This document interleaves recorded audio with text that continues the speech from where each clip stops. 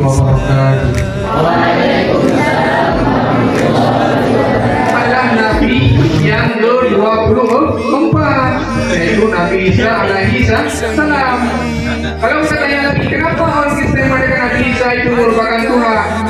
Karena mereka mendengar kelahiran Nabi Isa, yaitu mintakan kepada anak-anak kami untuk menanggapi, memberikan ide-ide atau kita berdiskusi tentang apa yang sangat fatal yang bisa membuat siswa dikeluarkan dari madrasah. Dan saya Assalamualaikum warahmatullahi wabarakatuh. misalnya kita punya teman yang nonis dan mengenai agama kita terlalu berbeda. Ya, Bapak bilang tadi kita nggak boleh mengikut perayaan agama lain. Tapi kalau kita hanya sekedar mengucapkan dan kita nggak yakini, gimana tuh Pak? Boleh atau enggak? Soalnya kan agama lain ada juga kalau kita lagi hari raya mereka mengucapkan gitu.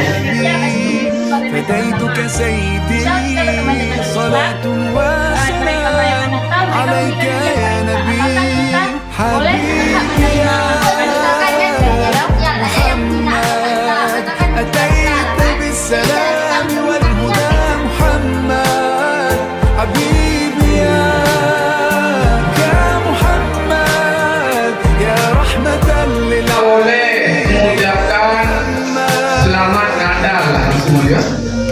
mengucapkan selamat hari raya kepada agama lain. Contohnya misalnya kita mengucapkan selamat hari raya. Pertanyaan, kalau misalnya kita punya kawan orang Kristen, mungkin kalau misalnya kita langsung balas dengan jadian dengan Terima kasih Bapak para madrasah, anak kami yang hebat, kami unggul. Jadi kami